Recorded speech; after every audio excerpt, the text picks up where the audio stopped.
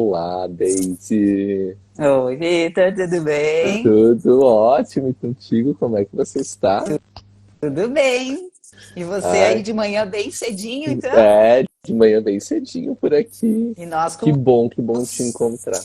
e nós com o sol caindo aqui. Muito bom, É, Vitor, muito bom. Obrigada verdade. pelo convite. Nossa, eu que agradeço. Foi muito interessante, né, Daisy, como surgiu essa possibilidade da gente estar se encontrando, porque a Daisy é uma super querida e super amiga minha, e ela sempre compartilhou comigo todas as obras, as publicações dela, né? E aí, então, esses dias ela me mandou o livro digital, e foi muito interessante, porque eu não tinha lido ainda o livro físico dela, então eu li o livro digital e eu disse, Daisy, o que você acha então da gente estar podendo fazer uma divulgação desse livro, mostrar para o pessoal, até porque conhecimento ele não pode ficar parado, ele precisa ser disseminado.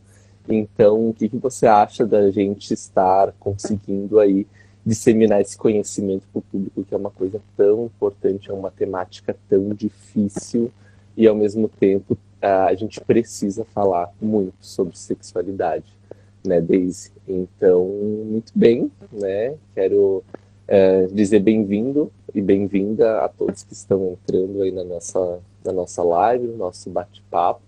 Hoje a gente vai estar aqui com a doutora Daisy Noro, né? E para começar, então, eu quero iniciar apresentando um pouquinho do currículo da Daisy, né? Um currículo de peso aí, um currículo muito interessante.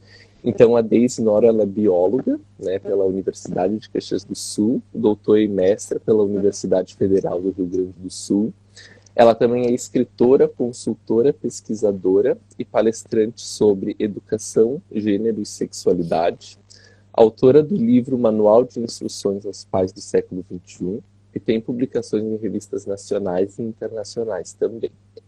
Ela foi professora da Rede Municipal de Farroupilha, no Instituto Federal do Rio Grande do Sul, em Bento Gonçalves, e como eu comentei, ela também é uma grande e querida amiga minha, né? E estamos hoje aqui para falar sobre o livro dela, que se chama então Diversidade Sexual e de Gênero, Conhecimento, Relevância e Caminhos. E bom, acredito que seja bem importante a gente começar pelo começo, certo, Deise? E falar um pouco sobre a introdução da obra, então, o que te levou a escrever esse livro, como é que foi esse momento de escrita. Então, acho que partimos por aí.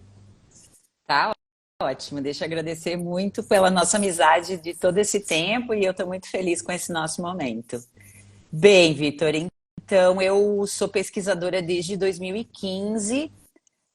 Na verdade, eu precisei ir para o mundo da pesquisa por não entender alguns movimentos sociais que, para mim, eram inexistentes até então. Para mim, a escola sempre foi um local de todas as pessoas, um local em que todos precisam sentir-se bem-vindos. E a partir de um determinado momento, eu iniciei, então, o processo seletivo da URGS com a intencionalidade de pesquisar em gênero e sexualidade. Finalizei o mestrado pesquisando sobre essa questão voltada para a educação. Mas, no decorrer, eu senti muita necessidade de entregar para as pessoas algo mais organizado, porque eu percebia que a forma militante de falar em relação à população LGBTQIAPN+, ela agredia pessoas que não tinham nada que se sentir agredidos. Porém, acabava que não existia um diálogo e eu sentia muito essa dificuldade de transitar no meio da educação, onde eu preciso conciliar todas as pessoas. Aí a minha tese de doutorado se encaminhou na linha das neurociências, falando sobre heteronormatividade, depois aprofundando para a heterocisnormatividade. E aí, isso eu finalizei em 2019, 2022 eu recebi o convite da Fundação Marco Polo para publicar o livro. Esse livro ficou pronto em 55 dias por conta do convite, associado à minha vontade de publicar esse livro no maior congresso de educação do país, que é o CONEDU. E já aproveito para dizer que daqui a poucos dias eu vou estar neste CONEDU de 2023 fazendo palestra sobre esse tema, o Que que me deixa legal, bem feliz. parabéns. Então foi nesse encaminhamento, assim, o livro ele está mais focado para o amplo, não só para a educação. Já a minha dissertação e a minha tese são focados na educação. O livro já cita o mundo corporativo, já cita um pouco mais da sociedade além das paredes da escola. Então é nesse contexto que o livro é escrito. Muito bem, escrito em tempo recorde também, né, Deise? Sem dúvida nenhuma. E aí, claro, eu contei com o apoio do design da Fundação Marco Polo, que é o Cleimar Sanson, que se dedicou muito às ilustrações, porque era importante também ter essa parte, aquilo que a gente brinca, quando a gente não consegue explicar muito bem alguma coisa, a gente desenha. E o livro tem essa intencionalidade, desenhar para essas questões que não são tão fáceis de entender. Perfeito, perfeito. Até porque é um tema, como a gente citou aqui, muito complexo. E então é importante começar falando sobre o livro, sobre as minhas considerações ao lê-lo, né, Deise? Primeiramente, parabéns pela escrita.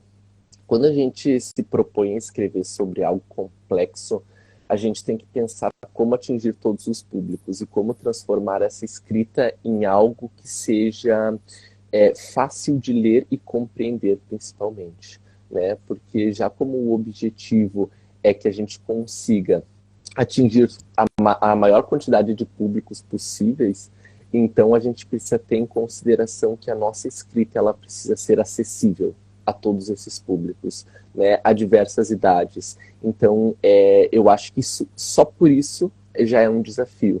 E tu conseguiu atender muito bem esse desafio.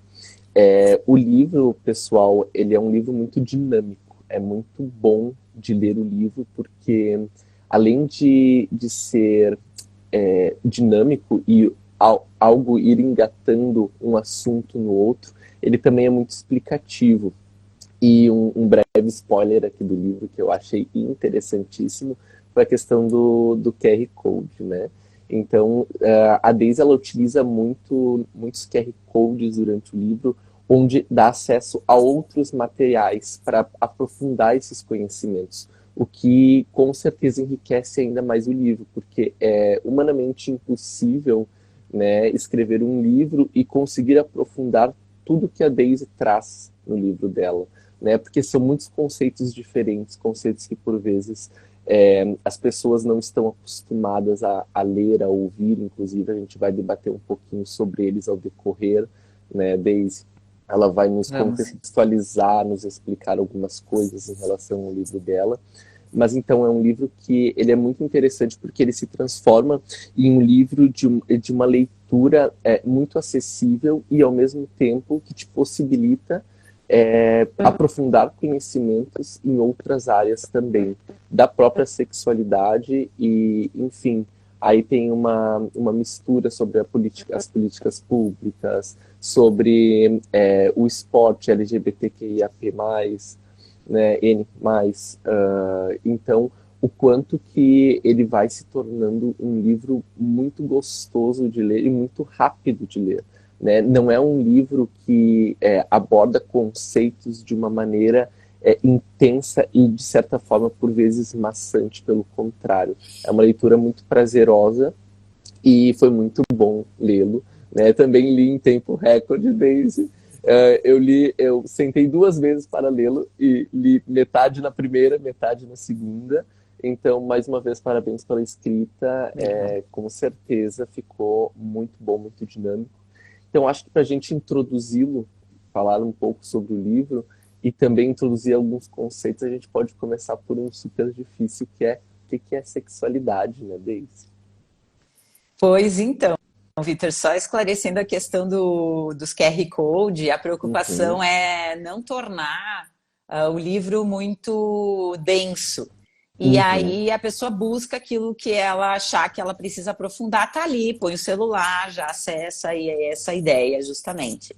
Que a gente possa tornar a leitura não chata, porque você olha um livro de 200 páginas em relação à diversidade sexual e de gênero, ele é muito amplo. Agora, se eu tiver a oportunidade de ler sobre aquilo que realmente eu percebo, eu tenho dificuldade nessa temática, eu vou e aprofundo naquilo mesmo. Bom, a sexualidade, ela envolve tudo aquilo que diz respeito, desde o nosso nascimento até todo aflorar da nossa real sexualidade, mas vai iniciar lá na nossa concepção. E por isso a temática sexualidade ela se torna tão necessária de carinho e de cuidado. Porque quando as pessoas param para analisar a sua sexualidade, isso movimenta um pouco. E eu noto que eu sempre saio bastante sugada, é a palavra, das palestras. Porque as pessoas, mesmo quando elas não questionam, às vezes elas questionam oralmente, às vezes por escrito, mas o olhar delas é um olhar de busca, é um olhar de querer aprender. Porque são temas muito velados. Então, falar sobre sexualidade é falar sobre a nossa individualidade, sobre a nossa intimidade, sobre toda a nossa origem e tudo aquilo que nos leva a ser o que somos hoje. Perfeito. E é isso, quando a gente fala sexualidade, a gente tem que colocar um S aí no final, né? E falar sobre sexualidades, porque não existe uma, e cada um tem a sua, como você disse. É falar sobre individualidade, e a gente tem que entender a sexualidade dessa maneira mesmo, de uma maneira ampla e de uma maneira única, né? Porque isso é uma base fundamental do ser humano. E todos nós, em determinados momentos, estamos utilizando, descobrindo, ressignificando as nossas sexualidades. Então, é muito importante pensar o quanto que a sexualidade, né, as sexualidades no plural, elas estão sempre presentes na nossa vida. E a gente precisa um pouco desconstruir, um pouco não muito, né, Daisy, desconstruir essa ideia de sexualidade estar amparada ao sexo biológico do indivíduo, porque isso não é sexualidade, né? Então acho que seria importante você estar abrilhantando aqui o nosso bate-papo e explicando um pouquinho para o pessoal algumas diferenças que são muito relativamente importantes quando a gente pensa em sexualidade. Bem, e esse eu costumo dizer que é a forma que eu busco de fazer um diferencial na minha fala, embora eu sempre precise esclarecer que a temática separada em pilares como eu separo, os pilares da sexualidade humana, ela é uma organização didática, ela não é uma organização real, mas é a forma que eu percebi em todos os congressos onde eu fui falar de tornar a linguagem acessível. Como a nossa base de referência é só o sexo biológico, e isso é de uma pobreza imensa, porque além de ser somente um dos pilares da sexualidade, a gente está baseado nele em duas possibilidades, que para a biologia é o macho e a fêmea. A gente costuma usar socialmente o masculino e o feminino, e aí a gente já percebe esse milindre no vocabulário mesmo. A gente percebe que já não fala sobre o intersexo, que é uma possibilidade que existe e que nós temos na literatura descrita, que nós temos mundialmente mais pessoas intersexo do que pessoas ruivas, fazendo um comparativo de população. E isso vai dar próximo de 1% das pessoas. Então, quando a gente fala num país continental como é o Brasil, a gente precisa olhar, e não só pelo número de pessoas, que fosse uma única pessoa precisa desse olhar, mas não é algo irrisório como as pessoas costumam depreciar essa temática. Então, só aí a gente já percebe que as pessoas já não querem falar sobre as diversidades, a gente só fala sobre essas duas possibilidades. E quando se inicia as discussões falando sobre as diversidades, as pessoas já falam em ou é isso ou é aquilo, é XX ou é XY. Não, a gente tem outras possibilidades, tanto em carga cromossômica, quanto também em outras questões das diversidades. E é esse olhar que nós estamos dispostos a dar quando pesquisamos, quando lemos, quando dialogamos sobre isso. Então, além do sexo biológico e para além do sexo biológico, nós vamos ter a orientação sexual, que é por quem uma pessoa sente atração afetiva ou sexual. Nós temos a identidade de gênero, que é como uma pessoa se vê, como ela se enxerga, em consonância ou não com o seu sexo biológico. E nós temos também a expressão de gênero, como essa pessoa se expressa. Muitas vezes com um comportamento esperado pela sociedade, muitas vezes não, mas sempre com o total respeito porque é a expressão própria dela. E a gente vê essa modificação ao longo dos séculos, na questão da roupa, na questão de utilização de vestimenta mesmo, em que uma mulher jamais poderia não usar saias, né? E nem é tanto tempo atrás assim, e agora a gente percebe isso como no nosso dia a dia uma forma muito mais comumente de se ver. Então, dentro de um exemplo breve em relação ao quanto o contexto histórico nos mostra que essa exigência da expressão de gênero ela é uma expressão cultural e que ela precisa ser revista em função de como a gente visualiza as diversidades hoje, nós precisamos, sim, conversar sobre isso. Perfeito. E é interessante já começar tendo essa compreensão de uma coisa ser sexo biológico, identidade de gênero, por aquelas pessoas que as outras pessoas se sentem atraídas. Então, bom, só aí a Daisy já vai trazendo alguns conceitos que são extremamente importantes, né, e que fazem parte da nossa, nossa, quando eu falo nossa, envolvendo todas as pessoas, né, da nossa sociedade, e o quanto que isso é algo que começa já a aprofundar um pouco o que são essas sexualidades. E que essas sexualidades, elas fazem parte de um entorno social, porque não tem como pensar no ser humano sem ser um ser sexual. E o sexual, ele vai além de sexo, por exemplo, que eu acho que esse é outro conceito social que parece conservador, que parece que está muito enraizado, né? Entender sexualidade como ato sexual. E a gente tem que lembrar que ato sexual é apenas um detalhe, é algo que a gente exerce a nossa sexualidade, mas não é aquilo que define, né? A nossa sexualidade é tudo aquilo que faz a gente ter desejo. Então, é o nosso objeto de escolha, é o perfume, é a roupa que a gente escolhe para sair. Então, tudo isso é a nossa sexualidade. A gente usa ela o tempo inteiro, a gente usa para trabalhar, a gente usa para fazer nossas atividades, para fazer atividade física, enfim. Então, o quanto que essa energia sexual ela é extremamente importante, fundamental para ampliar o nosso campo de visão e não para ser reducionista e pensar como, por exemplo, apenas o ato sexual. Gostaria de contribuir com algumas palavras em relação a isso, Daisy. Não, certíssimo. E o quanto o nosso... são algumas formas de compreender rígidas. Por exemplo, essa de sexo biológico só ter M ou F, né? E fazer de conta que não existe a possibilidade também do intersexo. E todas as pessoas, quando você fala, tá, mas essa nasce assim. Então, só ali a gente percebe o quanto não se compreende que orientação sexual também nasce assim, identidade de gênero também nasce assim. É a constituição da pessoa e nada impede que essa pessoa, ao longo da vida, vá se compreendendo e também vá se olhando de forma diferenciada. Isso não é algo rígido na vida que é ou não é, e sim faz parte da nossa compreensão, do nosso entendimento, da nossa visão de mundo em relação à sexualidade. Perfeito.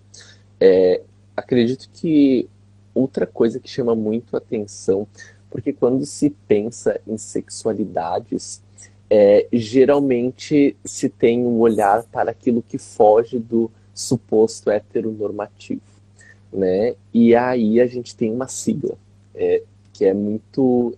e que cada vez a gente vai adicionando, né, uma letra a mais nessa sigla, tanto é que ela termina com mais, porque ela não se resume às letras que estão ali, né? Ela se estende, ela vai além. Gostaria de comentar um pouquinho sobre essa sigla, até porque o livro também traz isso, traz aí uma explicação bem importante sobre o porquê que essa sigla existe, a importância dela, o que ela está abrangendo e o porquê que ela se faz tão fundamental e importante também quando a gente pensa em sexualidades. Sim, tudo aquilo que não for padrão, macho ou fêmea, heterossexual e cisgênero, vai aparecer na sigla. Então, por isso que realmente a gente percebe o quanto o conhecimento está parado sobre essa temática, porque a sigla vai crescendo e as pessoas falam de uma forma muitas vezes equivocada, muitas vezes sem conhecimento nenhum, utilizando até a frase assim, nossa, é aquele alfabeto inteiro que não para de crescer, que é uma forma que só mostra o quanto a pessoa desconhece as diversidades, porque cada letra tem a sua importância e precisa ter o seu reconhecimento. Então, nós vamos ter ali na sigla toda algumas letras que representam a orientação sexual não hétero, algumas letras que representam a identidade de gênero não cis, que é não organizado, sexo biológico em consonância perfeita com o seu sexo biológico, e tá tudo certo, porque a gente já não tem mais nem essa citação lá no DSM. E a gente tem também o I, do intersexo, que é fora do padrão esperado, ou M ou F. E nós vamos também ter algumas expressões que aí elas vão mesclar, porque nem todas as pessoas se configuram neste formato, como eu disse, estanque dos pilares da sexualidade humana. Então, nós vamos ter ali, em orientação sexual, nós vamos ter o L, o G, o B, lésbicas, gays e bissexuais. Vamos ter o A das pessoas assexuais, que muitas vezes a gente escuta a confusão com outro termo que eu nem vou falar para as pessoas não se confundirem, é assexual. São pessoas que não sentem atração afetiva ou sexual por outra pessoa, e tá tudo certo. Temos só um também recorte, né, Deise, importante falar, não são pessoas que não exercem a sua sexualidade. Elas não exercem a sua sexualidade em consonância à afetivação em relação a alguém, né? Mas essas pessoas continuam tendo desejo de viver, desejo de escolher, como eu falei antes, roupas, perfumes e por aí vai. Então, a sexualidade, lembrando nesse caso do assexual, está referente à afeição a alguém, né? Isso mesmo. Nós temos as pessoas pansexuais, que também vão entrar ali na orientação sexual. Daí nós temos o T, LGBT, travestis, transexuais e transgêneros, identidade de gênero. O Q de queer, porque o que aconteceu quando o movimento queer iniciou, se entendia a tradução literal de ser esquisito e era utilizado como um deboche. E as pessoas da sigla, né, sejam como elas se entendiam, algumas pessoas acham profundamente interessante se autodenominar queer. E já aproveitando para falar sobre isso, eu sempre digo que se cada pessoa souber definir a si mesmo, não precisa ficar tentando adivinhar o que é a outra pessoa. A autodefinição é de fundamental importância, e ficar tentando adivinhar o outro é um desrespeito com a outra pessoa. Se você tiver dúvida, você pergunta para ela. O N, nós vamos ter aí algumas possibilidades em aberto, de neutro, de não binário. E aí nós temos identidade ou expressão de gênero. E o mais, que sim, realmente, para quem se sente incomodado, é possível que essa sigla siga crescendo.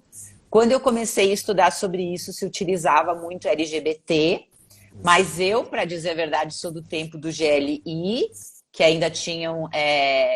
não, desculpa, S, que tinham simpatizantes, né? E hoje é desnecessária essa letra, porque não existe simpatizantes, existem todos seres humanos que precisam ser respeitados. Então, é uma mudança de visão. E aí tem uma parte que eu começo a escrever que eu falo LGBTI, e aí sim a gente vai adaptando o vocabulário. E isso é tão importante, Vitor, que a gente vê.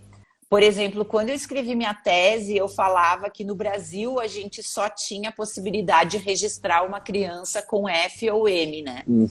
E veja que, porque eu terminei o doutorado em 2019, 2020, nós temos a consolidação normativa que permite a possibilidade do indeterminado para que isso seja olhado com mais atenção. A gente está longe do ideal, Mas essa possibilidade já existe, assim como agora uma pessoa trans pode ir lá e pedir alteração da sua certidão de nascimento, alterando para o seu nome social e também fazendo alteração do sexo biológico. Não é o ideal, mas já é a concretização do reconhecimento dessas pessoas. Perfeito, e é um passo importantíssimo para nós enquanto humanidade.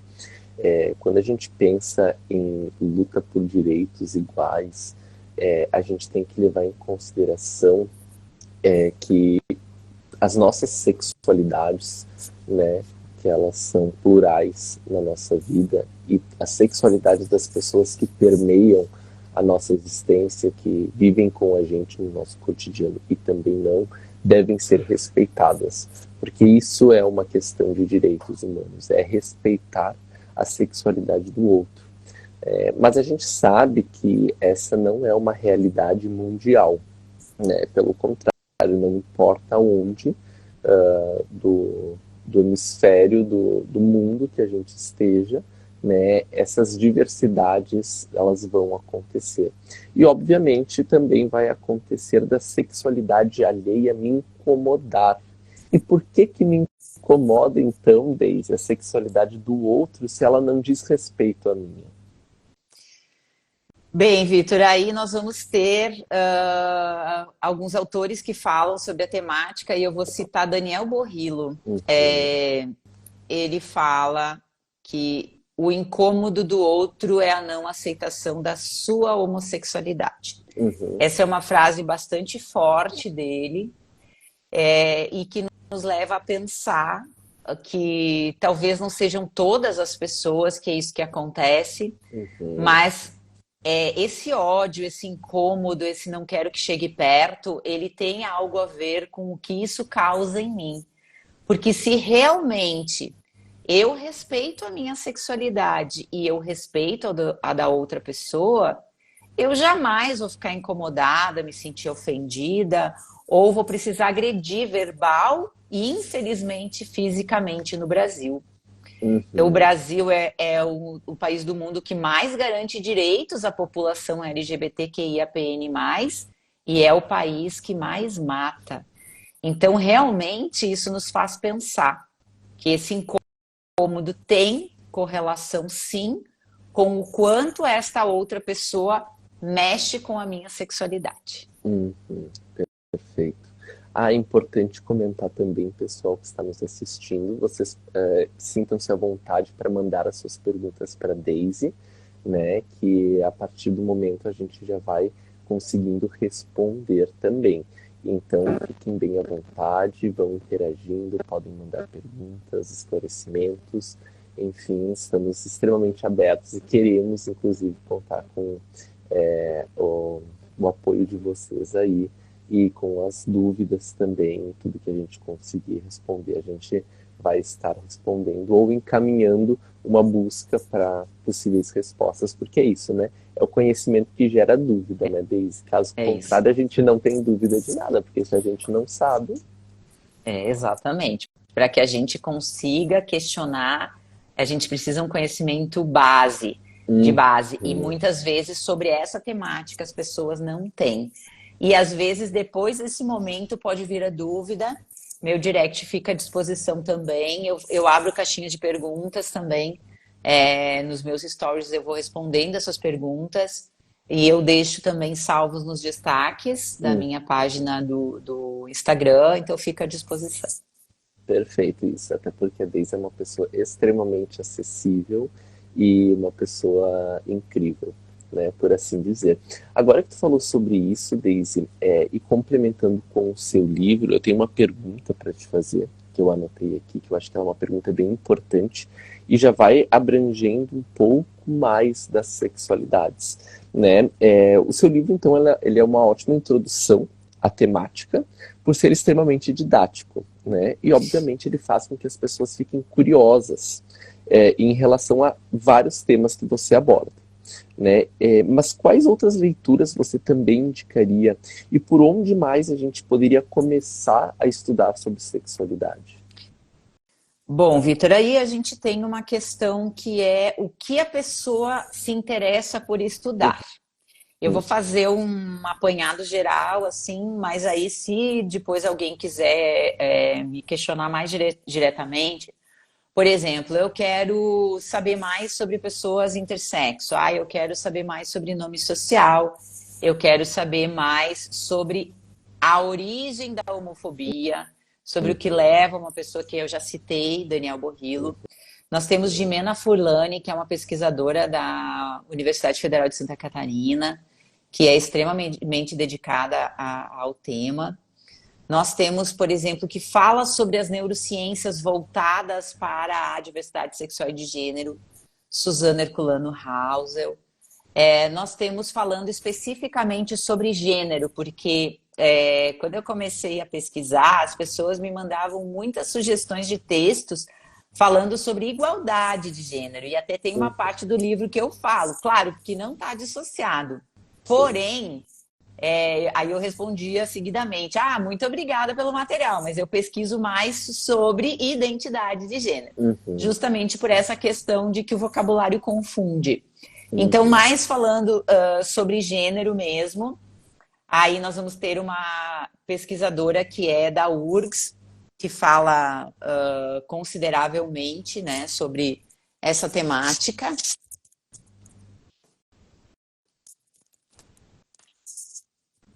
Não tinha deixado ele aqui pertinho, né? Mas a Aguacira Lopes Louro, ela faz parte desse livro aqui, e eu acho ele uma referência em gênero, porque vai falar sobre essa questão toda da organização. Veja que em 2015 nós tivemos uma polêmica imensa com relação a uma questão que caiu no Enem, citando Simone de Beauvoir, que também é uma referência para falar sobre gênero, onde ela diz: ninguém nasce mulher, torna-se mulher. E aí a gente percebe essa dificuldade de compreender que vira um embate, que não é porque a pessoa vai ser o que ela quiser, e sim porque o comportamento feminino é construído, ele é ensinado, ele é passado de mãe para filho. Então nós vamos ter ali a Aguacira, como eu falei. Com relação às pessoas intersexo, nós temos Mauro Cabral, porque não tem muitos pesquisadores nessa área.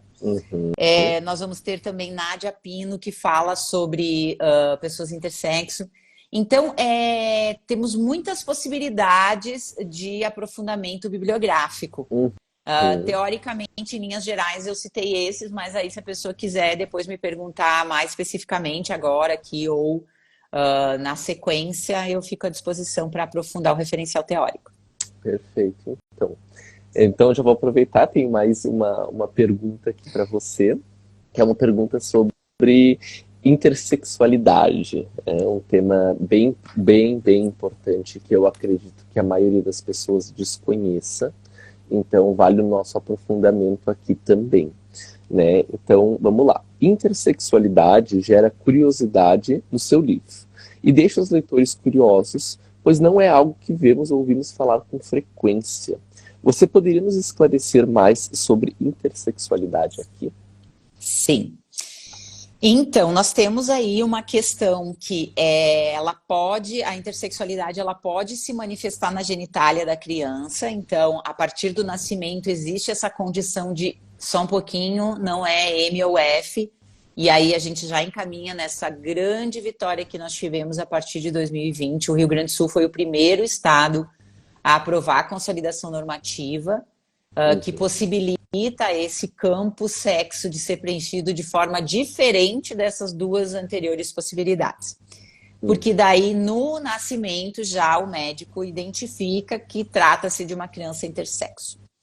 Porém, nós temos muitas outras possibilidades em que a genitália externa se apresenta de uma forma para menino ou para menina, porém internamente, e aí às vezes com a finalidade de um outro exame, por um outro motivo se vai buscar uma ecografia e se descubra que nós não temos todos os órgãos conformados para menino ou menina. E nós temos também os casos das pessoas intersexo que vão ter essa manifestação quando elas fazem o cariótipo. Vai aparecer lá nos cromossomos, porém não tinha nada em nível de órgãos e nem genitália externa. Então, são múltiplas possibilidades. Há autores que falam em 17 tipos diferentes de pessoa intersexo, tem pessoas que falam em muito mais, mas o que é sempre muito importante da gente dizer a intersexualidade, ela não é considerada nada além da condição que aquela pessoa nasceu. E aí, se vai ser alterado algo em algum momento do desenvolvimento dela, isso é estudado hoje de uma forma muito mais atenciosa. Uma vez se entendia, a maior parte da genitália externa é menina, fazia cirurgia e fazia com que essa conformação ficasse. Como se fosse assim, o que importa é que externamente esteja claro se é menino ou se é menina. E por aí a gente vê a falta de conhecimento. Hoje não. Hoje a gente consegue ter esse entendimento mais aprofundado, esse tempo para conseguir olhar para isso, que ainda é um tempo curto no Brasil, mas que vai progredir, porque a gente sabe do entendimento. Sim.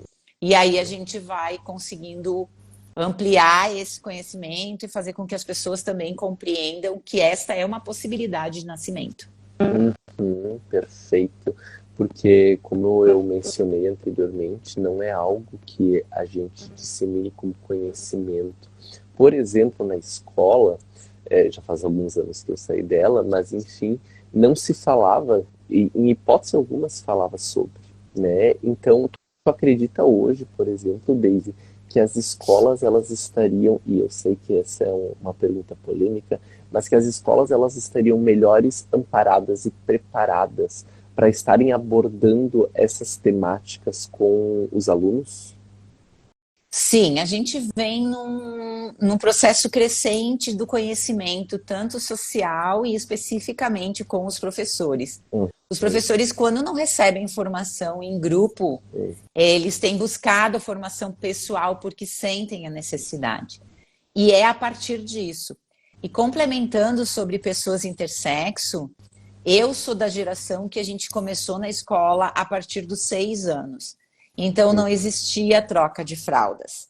Em torno de 20 anos para cá, um pouco mais, nós temos a possibilidade da criança ingressar na educação infantil na etapa creche. Então, nós precisamos preparar esses professores também para esse momento e para que jamais a professora despreparada abra essa fralda e comece a chamar as pessoas para verificar isso, que seria uma cena deplorável. Então, o conhecimento é fundamental na formação de professores, que se tenha essa abrangência e se entenda que essa é uma possibilidade, sim. Aí as pessoas vão dizer, mas aí a família avisa. Nem sempre, porque a família não está preparada para falar sobre isso. Então, ela vai deixando. Aí a família não fala, a professora não fala, ou chama todo mundo para ver e fica aquela situação velada. E a criança já quer se entendendo que ela tem algo errado ali, e essa é uma condição do nascimento dela que precisa ser respeitada. Perfeito, ótimo. E você abrangeu algo muito importante, que é essa questão, né? Uma vez, alguns anos atrás, tinha a questão de início na escola, muito por volta dos 5, 6 anos de idade, e hoje se começa muito cedo no período de troca de fraldas. Então, de fato, o quanto que isso é mais importante que a gente se dê conta que a gente precisa acompanhar a evolução e, obviamente, buscar pelo conhecimento. O conhecimento, acredito que seja aí a porta de melhor preparo profissional para qualquer profissional que seja. Então, de fato, aquilo que a gente não entende, antes da gente contribuir com alguma opinião, é importante que a gente estude sobre. Bom, vamos lá, tenho mais uma pergunta aqui para você e, obviamente, quero lembrar aí o público que se vocês tiverem dúvidas, né, em relação à temática que a gente está abordando hoje, sintam-se à vontade para comentar a dúvida de vocês aqui na nossa live, que a gente vai estar respondendo. Muito bem, Deise. Próxima pergunta, então, aqui para você. Agora vamos falar um pouquinho sobre transexualidade, né, que é um assunto inteiramente importante e que eu percebo que cada vez mais está se ganhando espaço de fala, espaço de conhecimento e de construção de conhecimento em relação à temática, o que é essencial e importantíssimo. Então, pensando em transexualidade agora, existe toda uma trajetória de conquistas, em especial quando se fala de nome social, luta por direitos, como a retirada, né, aí do DSM, do CID, né, pois ela era compreendida como uma doença, né. Poderia explicar para nós como que se deu essa evolução, uma espécie de linha do tempo, até para a gente conseguir fazer um entendimento de como que a transexualidade ela vem evoluindo no decorrer das gerações? Sim. No livro, Vitor, eu faço, se tu lembrar, uma linha do tempo comparando o Brasil com outros países, em que momento estava, e falando sobre todas essas questões também focadas na educação. Que momento aconteceu o quê? Então, especificamente respondendo a tua pergunta, nós precisamos voltar um pouquinho para que as pessoas compreendam que sim, sem dúvida, olhar para a transgeneridade é mais complexo do que olhar para a homossexualidade. E o Brasil vive um processo de patologização ainda da homossexualidade. Então, a gente patina nesse assunto, sendo que nós temos desde 1973 já a Associação Americana de Psiquiatria já dizia que a homossexualidade não era doença. Porque antes disso nós já tínhamos Freud lá em 1903 falando que era uma condição da sexualidade humana. Mas eu sempre digo que existe o ensinar, mas ele tem que querer. Existe o ensinar desde que a pessoa queira aprender. E é esse o momento que a gente vive. A gente precisa querer olhar para isso. Então, para mim, hoje, uma pessoa insistir que a homossexualidade, mas não é doença, já não é mais falta de conhecimento, é não querer enxergar o óbvio. E aí nós temos, a partir de 2018, a retirada também da transgeneridade. Porém, o que acontece? Nós precisamos manter na classificação internacional para que as pessoas trans sintam, tenham acesso ao SUS para fazer as cirurgias que elas entenderem que sejam importantes. Então, esse acesso ao sistema de saúde precisa estar respaldado num documento. Mas não é porque a gente vai tratar a transgeneridade da pessoa, e sim para que ela tenha direito a políticas públicas. E além disso, esclarecendo um pouquinho sobre, Vitor falou transexualidade, eu falei transgeneridade. Porque que ele usou um termo, eu usei outro, e nós podemos utilizar os dois, porque aqui nós estamos usando como sinônimos, e nós poderíamos utilizar a travestilidade também, travestis, transexuais e transgêneros. Não são sinônimos, mas nós estamos falando das pessoas não cisgêneras. Então, todas as pessoas não cis, nós vamos encontrar documentos, por exemplo, na educação, vai citar travestis e transgêneros. No documento da medicina, fala muito em transexual, porque para a medicina, transexual é a pessoa que precisa mexer no seu corpo, fazer hormonioterapia, retirada de mamas ou a cirurgia de transgenitalização. Perfeito. No caso da transgeneridade, das pessoas transgêneras, elas não... Para a medicina, eu estou explicando, tá? Para a medicina, a pessoa transgênera ela não sente necessidade de mexer no seu corpo. Ela sente o seu posicionamento de identidade de gênero diferente do seu sexo biológico, mas ela não obrigatoriamente sente essa necessidade. A pessoa travesti é a pessoa que a gente mais tem a visão, embora as pessoas ainda insistam em querer chamar pelo masculino, o que é uma falta de respeito imensa, porque nós não temos no masculino, nós só temos a travesti no mundo todo. A gente só tem esta pessoa no feminino, porque a identidade de gênero dela é feminina. E aí a gente volta para aquela nossa conversa do início. Não é o sexo biológico que determina como a pessoa se vê, como ela se sente, e sim o cérebro dela. Então nós precisamos que, se ela se apresenta no feminino, eu vou me reportar a ela sempre no feminino. Perfeito. Isso. E a importância do respeito e do cuidado ao chamar as pessoas, né? Até porque na língua portuguesa a gente tem essa questão de masculino e feminino, e a gente tem essa divisão. A gente não tem uma linguagem neutra para isso, como no inglês, por exemplo, que se tem uma linguagem neutra para isso, e que obviamente se facilita muito né, pensando em questão linguística de idioma, é muito mais fácil ter linguagens neutras. Mas, enfim, no português nós não temos isso, então a gente acaba definindo como ou algo é masculino ou algo é feminino. E tá aí mais, acho que uma coisa importante e que o livro, ele traz, ali logo no comecinho, né, quando a gente começa a ler, que você esclarece isso. Por não termos, então, uma linguagem neutra, você vai ter que optar por fazer o uso, então, do masculino e feminino. Acho que é importante comentar um pouquinho sobre isso também, Daisy. E como tudo no Brasil acabou se tornando polêmica, ao invés da gente conseguir esclarecer, a linguagem neutra se tornou esse terrorismo. Por que que algumas pessoas dizem, não, mas daí vão alfabetizar as crianças com linguagem neutra? Quem disse isso? Da onde tiraram isso? A não ser por fazer um terrorismo mesmo, porque daí ninguém quer. Nossa, eu tenho um filho de 6 anos, que daí vai para a escola, vai começar a usar todos. Não. A questão não é essa. A questão é que nós precisamos nos reportar de forma respeitosa à pessoa que é não binária, a pessoa que sente essa necessidade de não ser a ou o. E veja, Vitor, que a gente elogiou tanto a consolidação normativa nessa possibilidade de mexermos na certidão de nascimento, e a linguagem neutra está lá, porque tem a possibilidade de ter no sexo não binário. Veja o avanço que nós temos. Estamos muito longe, porque nós teremos que ter um outro campo ali, que não é no sexo. Porém, criar um novo campo geraria um problema imenso, como gerou. Em 2017, nós passamos a ter um nome social que vai acima do nome civil no CPF. Aí nós estávamos no processo de mudar o RG, e que agora, então, tinha sido feito o formulário básico nome social abaixo do nome civil, que é desrespeitoso, porque se eu preciso usar o nome social, eu não quero que ele esteja abaixo do meu nome civil.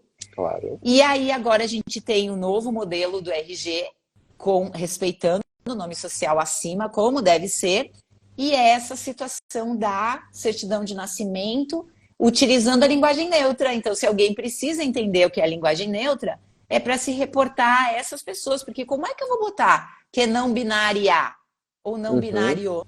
É não binário e, porque se ela é não binária, ela não é nem A e nem O, então eu preciso do E.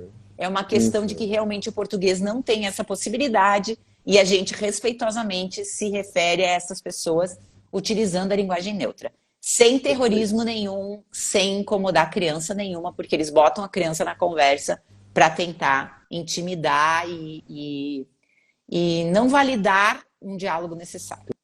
Perfeito, até porque o português, e por ser um idioma extremamente complexo, ele permite que a gente aprimore, que a gente avance, que a gente, né, comece a instaurar uma linguagem neutra, e que isso é uma questão de respeito, não é uma questão de... Porque acredito que a gente já ouviu vários absurdos sobre isso, né? Como esse termo, frescura. Eu já ouvi falar muito de pessoas falando, não, mas linguagem neutra é frescura, né? Por quê? Porque é não conhecido, porque é diferente. Mas a gente tem que levar em consideração que isso é uma forma de respeito. Então, o respeito é a base. É a base das sexualidades. Eu acho que isso é importante a gente destacar aqui também. Sem dúvida. E nós vimos muitas professoras de português, professores de português se pronunciando. Nossa, porque isso é um incômodo. Não, ninguém está querendo atrapalhar a língua portuguesa. A gente só quer mostrar respeito. E essa é a forma de mostrar respeito. É quando você se reporta a pessoa utilizando os pronomes corretos. Só que aí, como eu digo, a gente ainda vive o momento de ver uma mulher e insistir em chamar de ele. Porque eu sei que não sei o quê. Sei que nada. Se a pessoa é ela e ela pede que seja chamada assim, pede que utilize o nome social. Hoje nós temos também assegurado, por resolução do Conselho Nacional de Educação, o nome social a estudantes menores de 18 anos, claro que daí com o aval dos pais, mas a partir dos 18 não vai mais precisar do aval dos pais, nunca precisou. E a gente está ainda tentando entender o que está acontecendo. E aí, nesse processo, é que o conhecimento precisa avançar e a gente tem percebido essa busca. Eu tenho tido a grata satisfação de atender muitas pessoas que querem o conhecimento. Mães de filhos trans, mães de filha trans, mães de filhos não binários, e assim a gente está indo nesse conhecimento, avançando sempre. Uhum.